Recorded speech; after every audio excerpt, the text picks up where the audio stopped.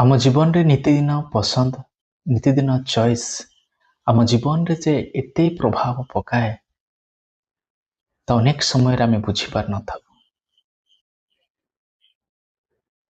आमे सकाळु संध्या पर्यंत जहाँ भी आमे करू आम निजर चॉइस सकाशे ही करू, निजर पसंद सकाशे ही करू। जनातरे बा अजाणतरे हो आमे अनेक विषय एभली विषय गुड़िक आमे पसंद करिताउ, बाछिताउ, चॉइस करताउ, किंतु कौन हुए ना से जीवन से विषय गुड़िक आम जीवन रे आम जीवन को नष्ट कर देता है।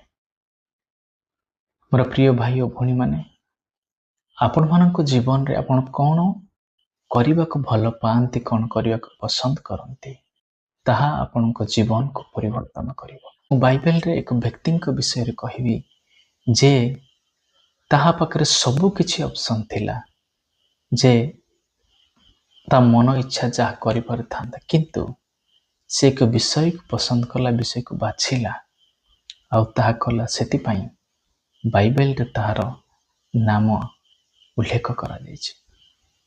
त आपण जानते से व्यक्ति किए, से केही नुहंते ज्ञानी सोलोमन राजा।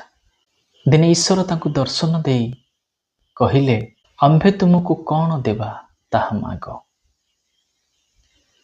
स्वप्न रे सोलोमन को कथा होचंती आ सोलोमन को ईश्वर कहउचंती आम्भे तुमको कौन देवा ताहा माग। जदि ईश्वर आज आपन को दर्शन दे एक कथा कहंती जे आम्भे तुमको कौन देवा ताहा माग, आपन कौन मागिबे। सोलोमन राजा ता पाखरे सबु ऑप्शन थिला, सबु चॉइस थिला, जे बड़ किंगडम मागी थांता, राज्य मागी थांता, तार शत्रु को विनाश मागी थांता, ये पृथ्वी सारा मागी थांता, पृथ्वी ता नारे करदेवा पाई भी मागी थांता, किंतु से ताहा कला नाही। कौन कला ना ईश्वर को ज्ञान मागिला। एक गोटे विषय सकाशे ईश्वर ताहार डिसीजन रे, ताहार पसंद रे से जहाँ मनोनीत कला, ईश्वर खुशी हेले। आउ ईश्वर जो आशीर्वाद से मागी नथिला, ईश्वर ताको अधिक आशीर्वाद रे परिपूर्ण कले। से समस्त विषय रे जहाँ से मागी नथिला, केवल से ज्ञान मागिला, आ ज्ञान ताको ईश्वर देले। आउ से एभली ज्ञानी रे परिपूर्ण हेले जे तापरे ता समय रे आउ केही से बड़ी ज्ञानी राजा हेई पारिले नाही। देखंतु ये छोट विषय, छोट पसंद ता जीवन रे, किंतु से ता जीवन परिवर्तन हो गला।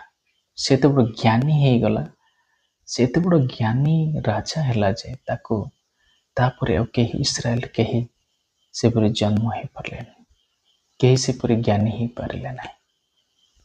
मोर प्रिय भाई और भौणी माने आपण को छोट छोट पसंद आज आपण को गोटे कार्य को करने पाई पसंद करुछंती।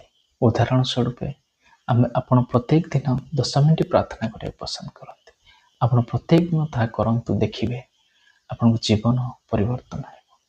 तो प्रत्येक टी आज आपण जहाँ बुणुचंती ताहा आपण काटिबे। तो छोट छोट विषय आम जीवन रे बहुत बड़ आशीर्वाद आनी दिए। तो आज वीडियो रे मु आपन को एनकरेज उत्साह करिया पाई चाहे जे आपण उत्तम विषय को मनोनीत करंतु, उत्तम विषय को पसंद करंतु, चॉइस करंतु, कारण ये छोट छोट विषय मो जीवन रे आपण को जीवन रे बहुत बड़ परिवर्तन आनी दबो। आमेन।